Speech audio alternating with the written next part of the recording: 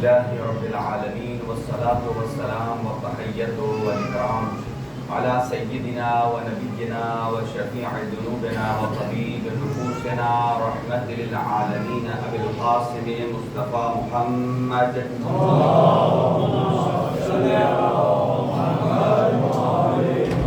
وعلى أهل بيته الطيبين الطاهرين المعصومين لا سيما على بقية الله الأعظم روحي وأرواح العالمين لتراب مقدمه الفداء عجل الله تعالى فرجه الشريف وسهل الله تعالى مخرجه الشريف ولعنة الله على أعدائهم أجمعين من يومنا هذا إلى قيام يوم الدين. أما بعد فقد قال الله الحكيم في كتابه المتين بسم الله الرحمن الرحيم الله أعلم حيث يجعل رسالته صدق الله العلي العظيم.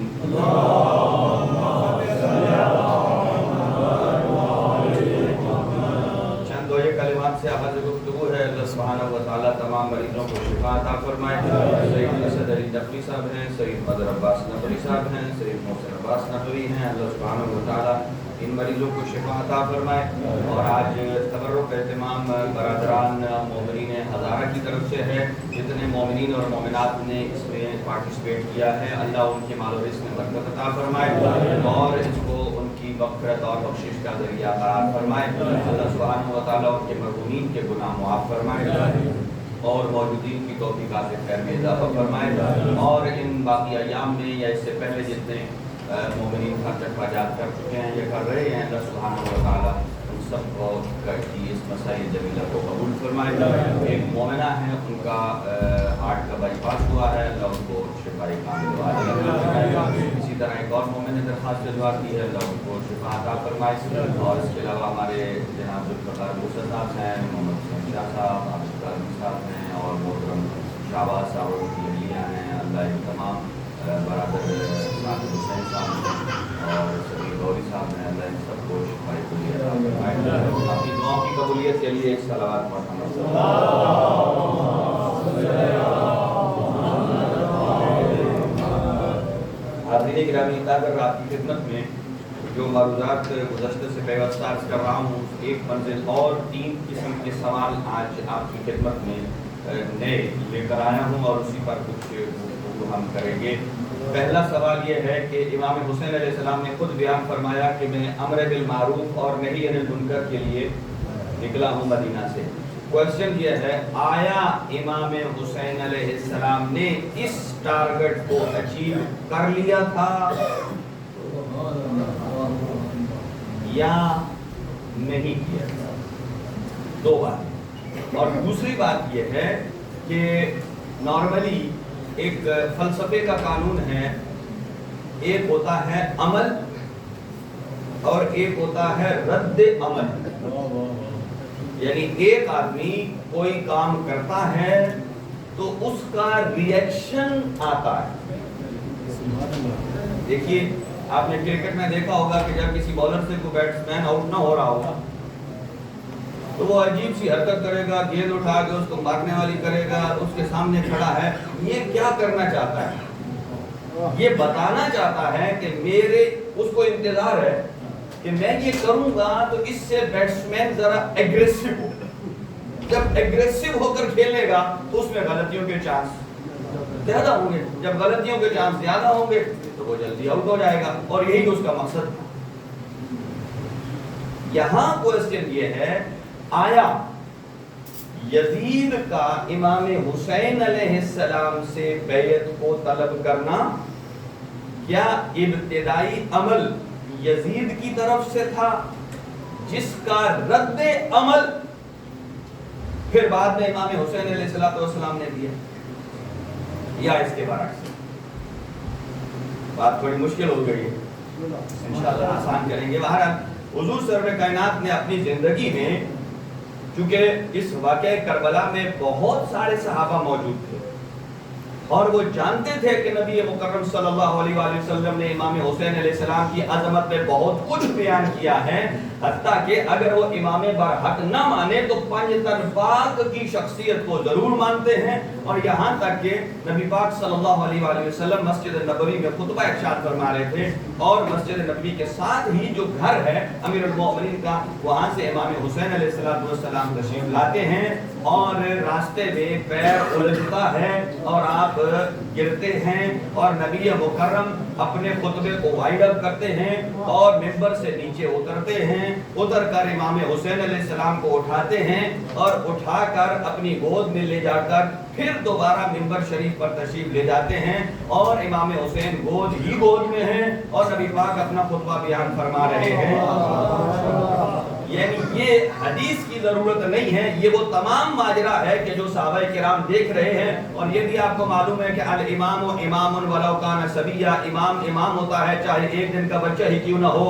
یہ بات یاد رکھیے کہ امام حسین امام ہے، اور امام کے پائے ثبات میں کبھی لرزش نہیں آتی ہے۔ تو مسجد میں امام حسین علیہ السلام کا گرنا وہ کسی کمزوری کی وجہ سے نہیں تھا، بلکہ وہ صحابہ کی اٹریکشن اور توجہ کرانے کی وجہ کئی اور بھی ہوتے ہوں گے صحابہ کرام، وہ بھی گرتے ہوں گے، ان کے بچے بھی۔ نہ نبی نے ممبر چھوڑا، نہ نبی ممبر سے اترے، نہ نبی نے انہیں اٹھایا، اور نہ ہی پھر ممبر پر آنے کے بعد یہ جملہ ارشاد فرمایا، ایھا الناس فاعرفوہ ھذا حسین منی وانا۔ اے لوگو آپ جانیے، فَعَرِفُوهُ پہچانو۔ یہ کیوں نبی پاک فرما رہے ہیں کہ آپ پہچانو یہ حسین ہیں جو مجھ سے ہیں اور میں حسین۔ یہاں ایک تاریخ کربلا ہے کہ امام حسین علیہ السلام کی جو شہادت عظمیٰ ہے، یہ کوئی سڈنلی واقعہ نہیں پیش آیا۔ تاریخ کربلا حضرت آدم علیہ السلام سے سٹارٹ ہوتی ہے۔ روایت کے الفاظ یہ ہیں، ما من نبی الا وقد زار بکربلا۔ کوئی نبی ایسا نہیں گزرا کہ جو سرزمین کربلا سے نہ گزرا۔ کوئی نبی ایسا نہیں گزرا۔ دیکھیں جنگ نبی کے زمانے میں بہت ساری ہیں، احد ہے، بدر ہے، حنین ہے، لیکن کسی جنگ کے بارے میں یہ نہیں لکھا کہ بدر سے ہر نبی گزرا، حنین سے ہر نبی گزرا، نہیں، احد سے ہر نبی نہیں، لیکن کربلا اور ہر جنگ کا ایک نام ہے۔ احد کو احد کیوں کہتے ہیں؟ کیونکہ احد کا پہاڑ۔ بدر کو بدر کیوں کہتے ہیں؟ میدان بدر اور بدر کا کنواں ہے وہاں۔ اسی طرح خندق کیوں کہتے ہیں؟ خندق کھودی گئی ہے۔ تو مجھے بتائیے ہر جنگ کا نام ہے، کربلا کی جنگ کا کیا نام ہے؟ اس کا بھی کوئی نام ہے؟ اس کا بھی نام ہے، اسے کہتے ہیں کل یوم عاشورا وکل ارض کربلا۔ یہ ہر دن روز عاشور ہے اور ہر زمین سرزمین کربلا ہے۔ توجہ، یہ کیوں فرمایا کہ ہر زمین زمین کربلا ہے، ہر دن روز عاشور ہے؟ چونکہ اللہ سبحانہ و تعالیٰ قرآن مجید میں ارشاد فرماتا ہے، من یخرج من بیتہ مہاجرا الی اللہ والرسول، کہ جو آدمی اپنے گھر سے نکلتا ہے، ہجرت کرتا ہے، یعنی اپنے گھر سے باہر نکلتا ہے اللہ اور اس کے رسول کی طرف جانے کے لیے، اور ثم یدرکہ الموت فوقع اجرہ علی اللہ، اور راستے میں اگر اس کی موت آ جائے تو اس کا اجر بھی اللہ پر ہے اور اس کا ثواب بھی اللہ پر ہے۔ جو آدمی اپنے گھر سے نکلتا ہے، من یخرج من بیتہ مہاجرا، یہاں لفظ مہاجر، مہاجر بن کے جو نکلے اللہ اور اس کے رسول کی طرف، اس کا مطلب یہ ہے اللہ کا کوئی وہ وطن نہیں ہے کہ جہاں آپ اللہ کے وطن میں ہجرت کرنے جائیں۔ یہااں اس کا مطلب یہ ہے کہ راہ پروردگار کی طرف ہجرت کرنی ہے، راہ رسول خدا کی طرف ہجرت کرنی ہے، باطل سے ہجرت کر کے حق کی طرف آنا ہے۔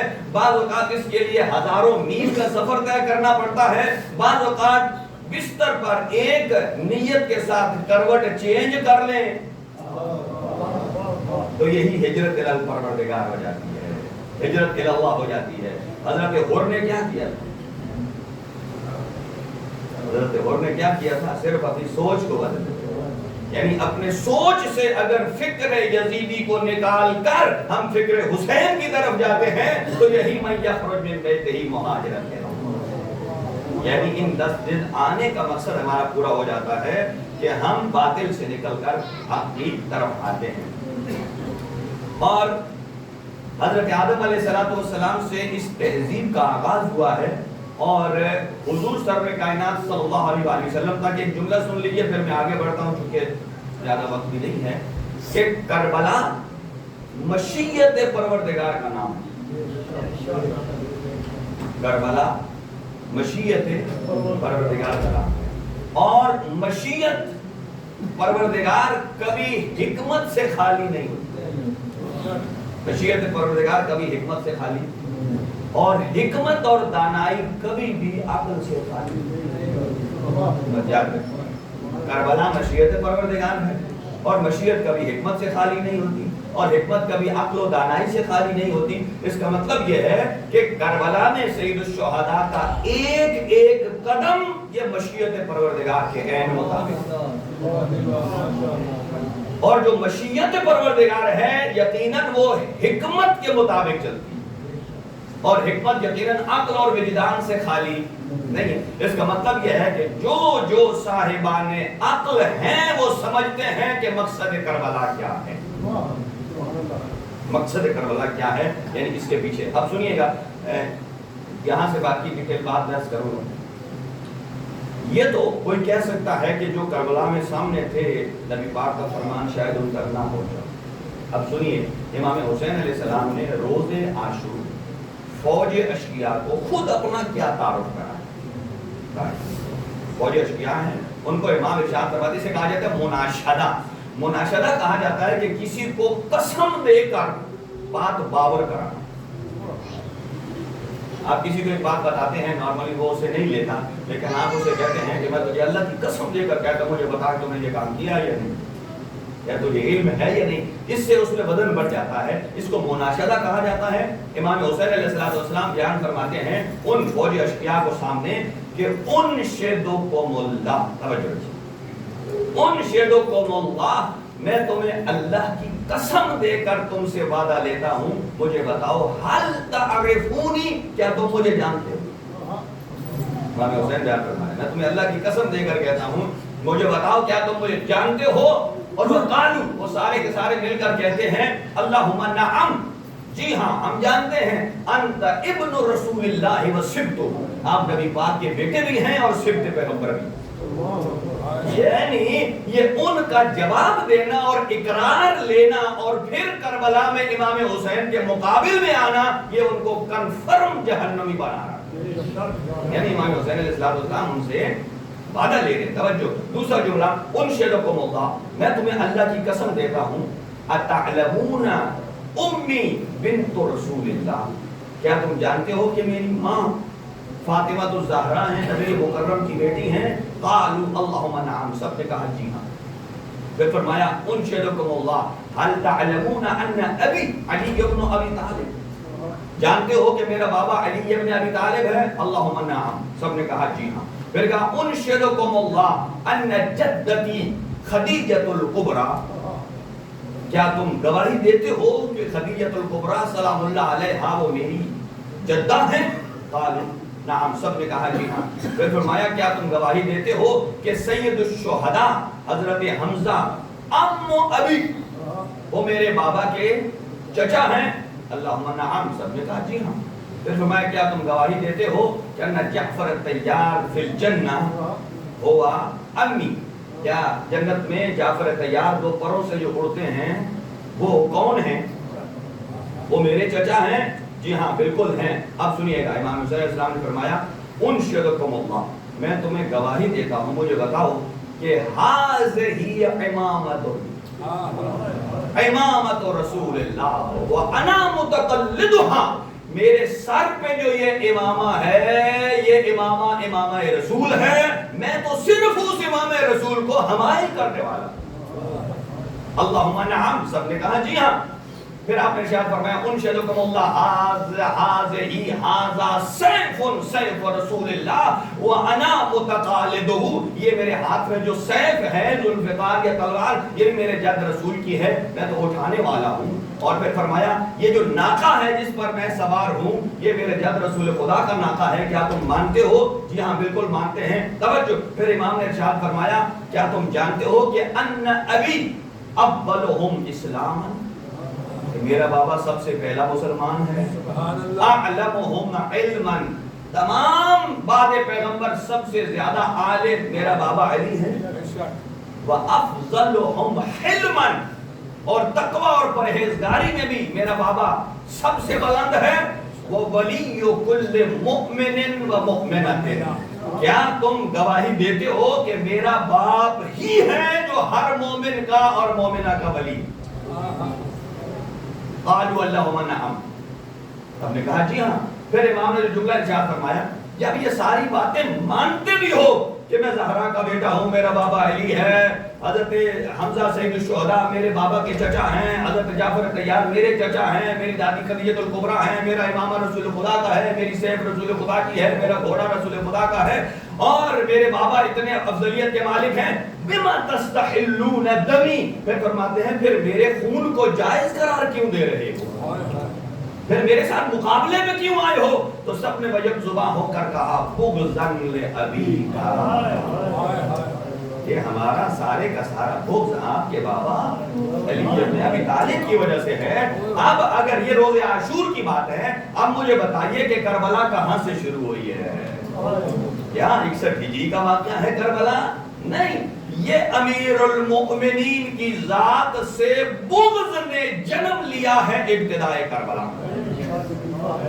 ابتدائے کربلا اب آ جائیے، دیکھیے جنگیں دو قسم کی ہوتی ہیں، توجہ، ایک جنگ ہے اقتدار کی جنگ،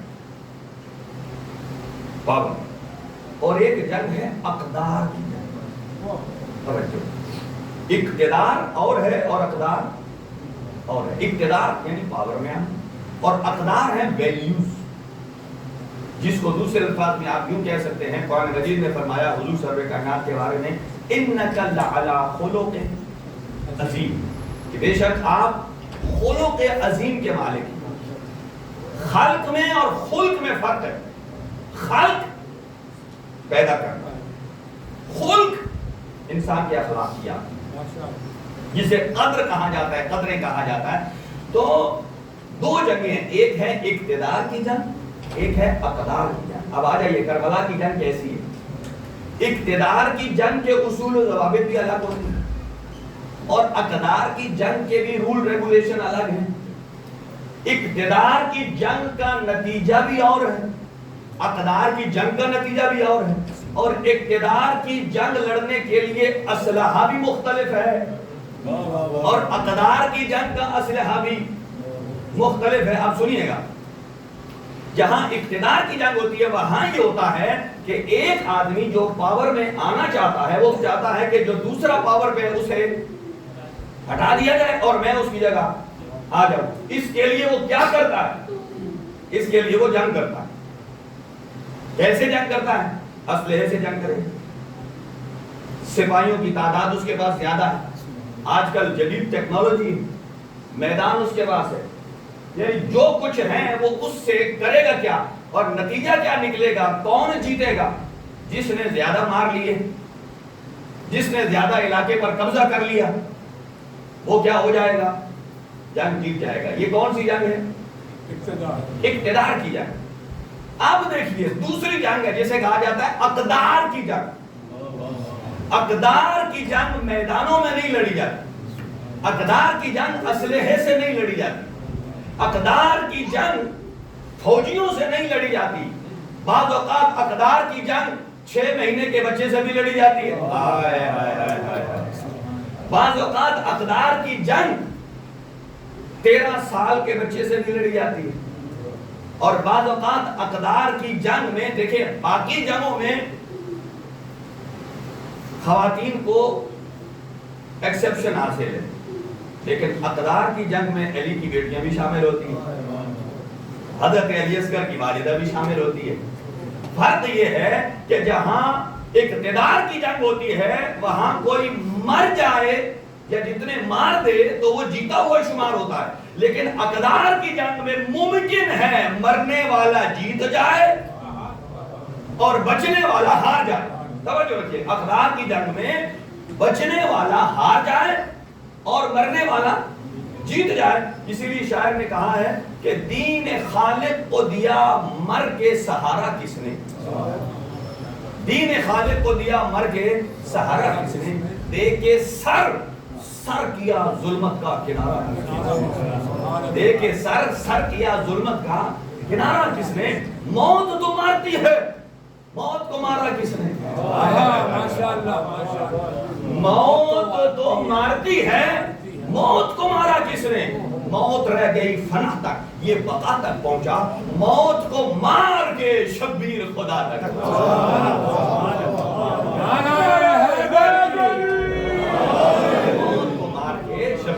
خدا تک پہنچا۔ تو جو میں عرض کر رہا تھا آپ کی خدمت میں، اقدار کی جنگ میں بعض اوقات مرنے والا جیت جاتا ہے اور زندہ رہنے والا ہار جاتا ہے۔ اب مجھے بتائیے 61 ہجری میں مرا کون ہے اور بچا کون ہے؟ جو مر گیا ہے آج تک حسینیت زندہ باد ہے، اور جو زندہ رہا تھا آج تک یزیدیت مرد آباد ہے۔ گویا کہ اس زمانے میں حسین اور حسینیت یہ علمبردار معروف بن گئے، اور یزید اور یزیدیت یہ پہچان منفرد بن گئی۔ توجہ، بعض اوقات ایسا ہوتا ہے کہ اس میں رسیاں پہننے والے جیت جاتے ہیں، آزاد ہاتھوں والے ہار جاتے ہیں، اور نتیجہ یہی نکلا ہے کہ کربلا میں یہ اقدار کی جنگ تھی کہ جس میں جتنا وزن حضرت علی اکبر کی شہادت کا تھا اتنا ہی وزن حضرت علی اصغر کی شہادت کا بھی ہے، بلکہ اس سے بھی بڑھ کر ہے۔ توجہ، اس لیے کہ جب علی اصغر کو میدان میں لائے امام حسین علیہ السلام، اگر تھوڑی دیر اور ٹک جاتے علی اصغر، توجہ، دشمن نے کیوں حضرت علی اصغر علیہ السلام کو جلدی شہید کیا؟ کیونکہ فوج میں اختلاف پڑ گیا تھا، اسی لیے کہا ہے یہ اقدار کی جنگ ہے۔ یہاں اگر 6 مہینے کا اصغر 6 منٹ اور ٹک جاتا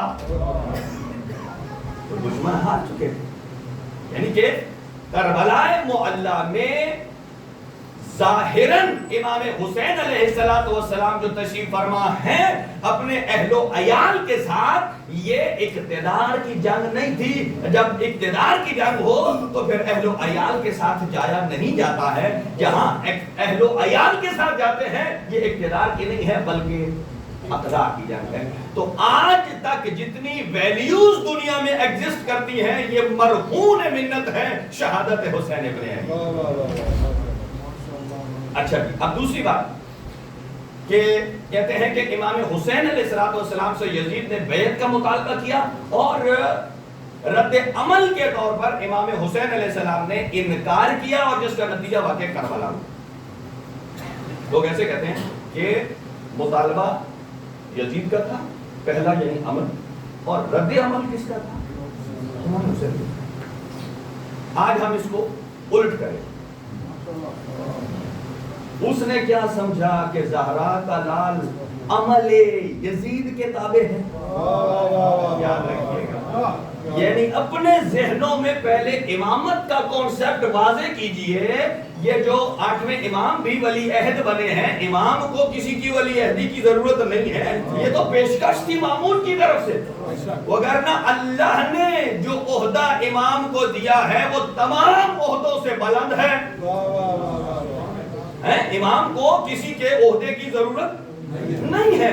تو یہ بات امامت کے بارے میں کانسیپٹ یاد رکھیے کہ یزید کون ہے؟ یزید جیسے کئی اور بھی آ جائیں تو امام حسین جیسے پہلے آزاد تھے، بعد میں بھی اپنی گفتگو میں، اپنی فکر میں، اپنی سوچ میں اور اپنی اطاعت پروردگار میں آزاد ہیں۔ تو یہاں کہا جاتا ہے کہ اگر یزید بیعت کا مطالبہ نہ کرتا، امام حسین انکار نہ فرماتے، جب انکار نہ ہوتا نہ آپ مدینہ چھوڑتے، نہ آپ مکہ آتے، نہ مکہ کے بعد کربلا آتے۔ لوگوں نے کہا کہ یہ رد عمل ہے۔ توجہ، یہاں جو جواب دیا ہے علماء نے بہت خوبصورت، اس کو ٹھہر کر غور سے سنیے گا۔ نبی پاک صلی اللہ علیہ وآلہ وسلم کے بعد 61 یعنی 11 ہجری سے لے کر 61 ہجری تک 60 تک کر لیں کتنا عرصہ بنتا ہے؟ ان 50 سالوں میں حاکم شام اور اس کے مشیران یہ اپنی چالاکی کی وجہ سے عصمت کی ضرب سے بچتے رہے. یہ جملہ میں دے رہا ہوں روایات کی مد نظر. امیر المومنین علیہ السلام کا نہج البلاغہ میں پورا خطبہ ہے. فرمایا کہ حاکم شام نے جب بھی کوئی چال چلی ہے تو اس چالاکی کی وجہ سے وہ کسی نہ کسی ضرب سے نکلنے میں کامیاب ہو. اور اسی طرح اس کا جو مشیر ہے عمرو بن عاص، اس کے بارے میں دونوں مثالیں ہیں تاریخ میں. ایک تو جنگ صفین میں جب امیر المومنین کے سامنے آیا، جب اس نے دیکھا کہ کوئی حل نہیں رہ گیا کہ اب ذوالفقار میرے اوپر بس چلنے ہی والی ہے، تو اس نے کیا کیا؟ اپنے آپ کو برہنہ کر دیا. اپنے آپ کو اچھا یہاں ایک بات تو یہ سمجھ میں آتی ہے، جیسے ہی اس نے برہنہ کیا، امیر المومنین جو حق کا علم بردار ہے اس نے اپنا چہرہ پھیر دیا. حق کا چہرہ پھیر دیا. اس کا مطلب یہ ہے، اور وہ وہاں سے بچ نہیں. یہ بات آپ نے سنی، یعنی اپنی چالاکی کی وجہ سے. اس سے پہلے بھی ایک واقعہ ہو چکا ہے، اب اس کی ڈیٹیل میں نہیں جاتا ہوں.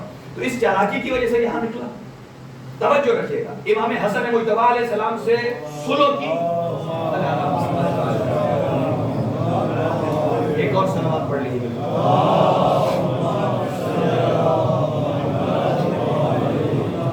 امام حسن علیہ السلام سے سلو کی، اور جو شرائط طے ہوئی ان میں سے کس نے باس نہیں رکھا. حاکم شام نے خلاف ورزی کی، اور جس کا نتیجہ یہ نکلا ہے کہ وہ صلح تمام ہوئی. توجہ رکھیے گا، یعنی اس سے بھی وہ بچ گیا. لیکن یہاں یہ جو کہا جاتا ہے کہ یزید نے بیعت کی عمل، اور امام حسین علیہ السلام نے رد عمل کے طور پر انکار بیعت کیا، یہاں الٹ ہے. توجہ، سوال یہ نہیں ہے کہ عمل یزید کی طرف سے تھا اور رد عمل امام کی طرف سے آیا. اس کا برعکس ہے کہ عمل زہرا کے لال نے کیا ہے اور رد عمل یزید کی طرف سے آیا. توجہ، وہ کیسے کہ امام حسین علیہ السلام نے وہ یزیدیت کبھی کسی چہرے میں 11 ہجری سے لے کر 61 ہجری تک کہیں نہ کہیں اپنی چالاکیوں کی وجہ سے بچتی چلی آ رہی تھی. امام حسین علیہ السلام نے اس ساری یزیدیت کو ایک مقام کربلا پر جمع کر کے ایسے مقابلہ کیا ہے کہ نہ اس سے پہلے والی یزیدیت باقی رہے، اور تعصب ہے قیامت یزیدیت کا چہرہ بے نقاب ہو جائے. حسینیت زندہ باد، حسینیت زندہ باد. محمد علی محمد بلند سلوات.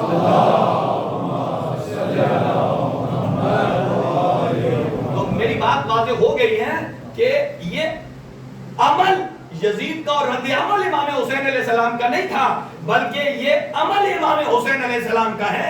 امام اپنے جب گھر سے نکلے ہیں تو وہ کسی کے پابند نہیں ہے. آپ نے فرمایا ان امر بالمعروف وانہا عن المنکر، یہ میں حسین ابن علی جو امر بالمعروف کر رہا ہوں، یہ اس کی ذمہ داری کوئی یزید نے مجھے نہیں دی ہے. میں حسین ابن علی جس رحمان کا نمائندہ ہوں، حکم پروردگار یہ ہے کہ امر بالمعروف کیا جائے اور نہی عن المنکر سے روکا جائے. توجہ، اگلی بات سنیے. جب امام حسین علیہ السلام مدینہ سے نکلے، یہ میں بات اس لیے کر رہا ہوں نوجوانوں کے لیے انتہائی انٹرسٹنگ ہے کہ مدینے کا ماحول کیسا تھا. 4 عبداللہ مدینے میں رہتے تھے، اور یزید نے بھی یہ کہا کہ بیعت لے لیجئے. اور عبداللہ ابن زبیر مسجد نبوی میں تھے امام حسین علیہ السلام کے ساتھ. عبداللہ ابن زبیر کہتے ہیں آقا آپ تو علم ما کان و ما یکون کے مالک ہیں، آپ کے پاس علم منایا اور علم بلایا کا علم ہے، آپ بتا سکتے ہیں کہ یہ کیسا میسج ہوگا. کہا میسج یہ ہے کہ حاکم شام اس دنیا سے چلا گیا ہے، یزید جانشین بن گیا ہے، اس نے بیعت کا مطالبہ کیا ہے. توجہ، یعنی ابھی اس کے پیغام سے پہلے جو فرزند زہرا بتایا یہ عہدہ امامت نہیں تو اور کیا ہے. توجہ، تو اس ٹائم دیکھیے عبداللہ ابن عباس، عبداللہ ابن عمر، عبداللہ ابن زبیر اور عبد الرحمن ابن ابی بکر، یہ افراد موجود تھے مدینہ. عبداللہ ابن عباس جیسے ہی بیعت کا مطالبہ کیا یزید نے، تو عبداللہ ابن عباس چونکہ مفسر ہیں جن کو حبر الامہ کہا جاتا ہے کہ امت کی سیاہی، محدث ہیں، اتنی احادیث پیش کی ہیں، انہوں نے کہا بھائی دیکھو میرا کام ہے درس و تدریس کا، میں اپنے لیکچر دوں گا، میرا نہ یزید سے تعلق ہے، نہ مجھے چھیڑو نہ میں کسی کو چھیڑتا ہوں، میں درس و تدریس دوں گا. اس میں جاری رہے. عبداللہ ابن عمر انہوں نے کیا کیا، مدینے کے باہر ایک خیمہ لگا لیا، کہا میں ادھر عبادت کروں گا، بس مجھے کوئی نہ چھیڑے، میں کسی کو، یعنی یہ پیغام تھا یزید کے لیے کہ بس مجھے چھوڑ دو اپنے حال پر. اور تیسرا عبداللہ ابن زبیر، انہوں نے کیا کیا، یہ رات ہی رات میں غیر معروف راستے سے مدینہ سے مکہ پہنچے اور خانہ کعبہ کے پاس جا کر بنا لی، چونکہ یہ تو محفوظ ایریا ہے لہذا وہاں میں رکوں گا. اور اتنے میں عبد الرحمن ابن ابی بکر، اس کے بارے میں روایت خاموش ہے کہ وہ کہاں تھے. تو یہ سب نے مشورہ دیا امام حسین علیہ السلام کو. سنیے گا، ایک نے درس و تدریس کا سلسلہ شروع کر دیا، ایک نے مدینے کے بعد خیمہ لگا کر عبادت گاہ بنا لی، ایک نے راتوں رات غیر معروف راستے سے تاکہ کوئی نہ دیکھے مکہ میں جا کے پناہ لے لی. امام حسین علیہ السلام سے فرمایا کہ آپ بھی ایسا کیجئے کہ جب جا رہے ہیں مدینہ سے، توجہ، آپ غیر معروف راستہ اختیار کریں. آپ نے فرمایا دیکھو پہلی تو بات یہ ہے تم میں اور حسین میں بڑا فرق ہے، تم غیر معروف راستہ لے سکتے ہو، راستے کو کہتے ہیں صراط، انا حسین ابن علی ابن الصراط المستقیم، میں اس کا بیٹا ہوں جس کا نام علی ہے، اور اللہ نے قرآن میں صراط مستقیم نام رکھا ہے.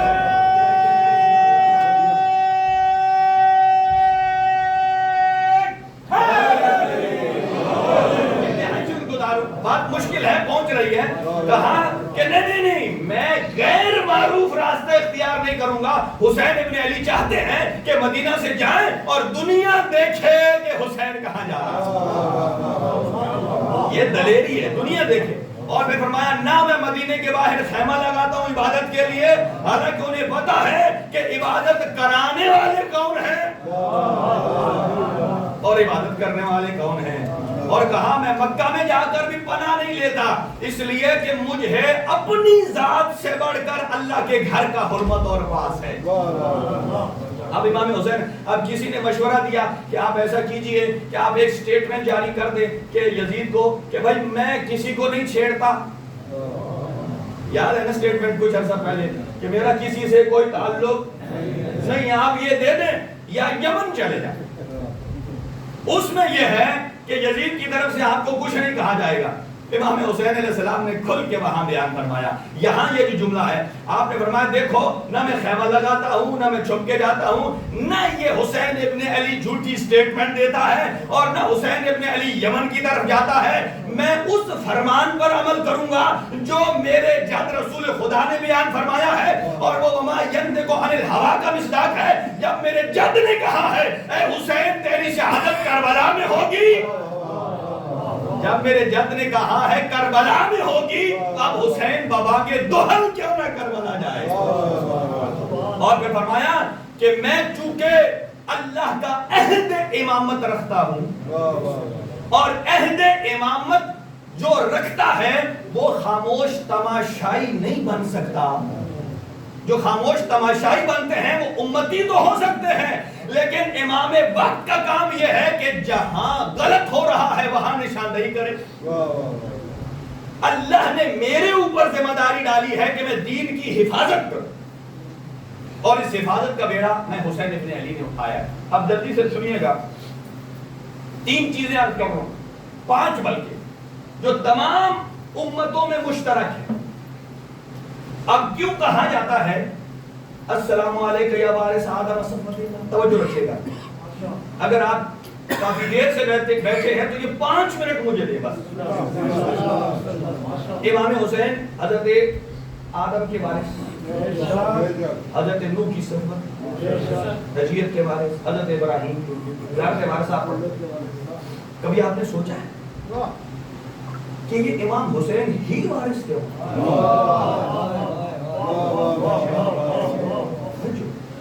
یہ آج کے نوجوان کے لیے بھی اپنی زندگی کا اصول ہے. دیکھیں دین کتنے ہیں؟ ان الدین عند اللہ، دین ایک ہی ہے. شریعتیں کتنی؟ دین ایک ہے، شریعتیں 5 ہیں. یہ جو 5 باتیں میں عرض کرنے جا رہا ہوں یہ 5 شریعتوں میں کمبائن ہیں. پہلی چیز کیا ہے؟ عقیدہ ٹھیک رکھنا، عقیدہ توحید. اصول دین عقیدہ توحید، عدل، نبوت، امامت، قیامت، عقیدہ ٹھیک ہونا. اور عقیدے میں کسی کی تقلید بھی نہیں، خود دلیل اور لاجک سے بندے کو پتا ہونا چاہیے عقیدہ. اچھا، تو ذات پروردگار پر ایمان واجب ہے، اللہ نے اس پر ایمان ضروری قرار دیا ہے. اور جو چیز اس ایمان کو نقصان پہنچاتی ہے اللہ نے اسے حرام قرار دیا، اور وہ ہے شرک. توحید اللہ، توحید پروردگار بھی واجب ہے، اللہ پر ایمان کہ اللہ ایک ہے اور اس جیسا کوئی نہیں، اپنی عبادات میں صفات میں یکتا ہے. ٹھیک ہے، عقیدہ بھی رکھنا. لیکن جو چیز اس عقیدہ توحید کو نقصان پہنچاتی ہے وہ حرام بھی ہے.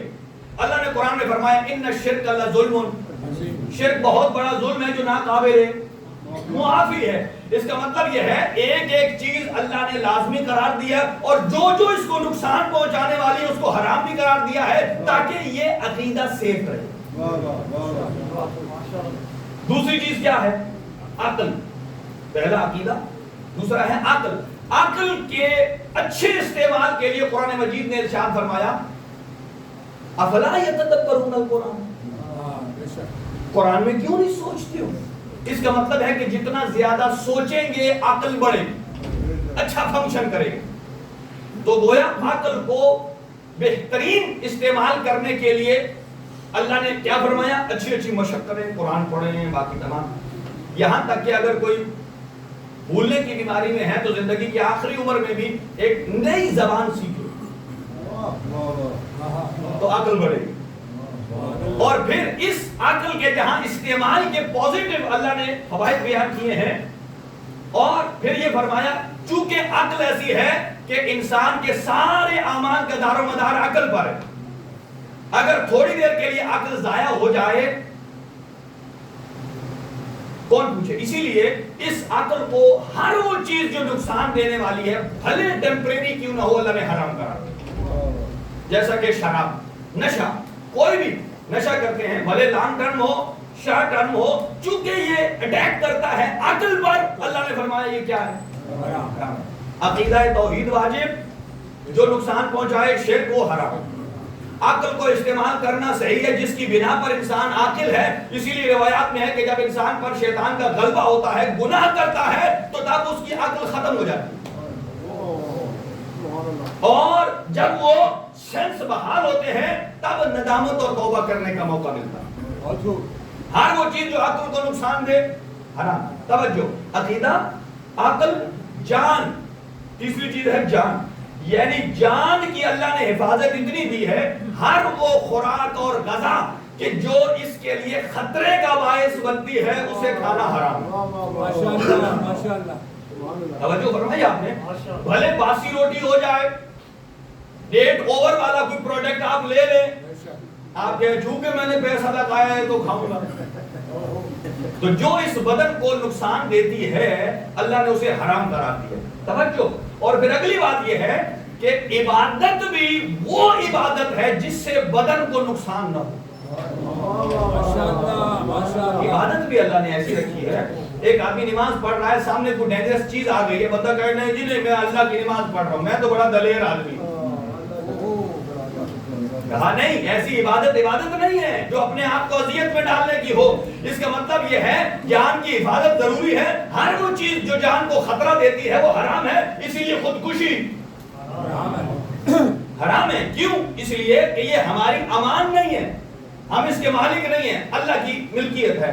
عقیدہ، عقل، جان، مال، جیسے مال دنیا میں کوئی کام بغیر مال کے نہیں چلتا، چاہے صدقات ہوں، چاہے عطیات ہوں، چاہے آپ کی جو تنخواہ ہے، جو بھی ہے، رزق حلال کمانا مال ضروری ہے اس کے لیے۔ اور اس کے اپوزٹ چوری کو حرام قرار دیا، ڈاکے کو حرام قرار دیا، جو چیز اس کی حلیت کو نقصان پہنچاتی ہے۔ کتنی چیزیں ہو گئی؟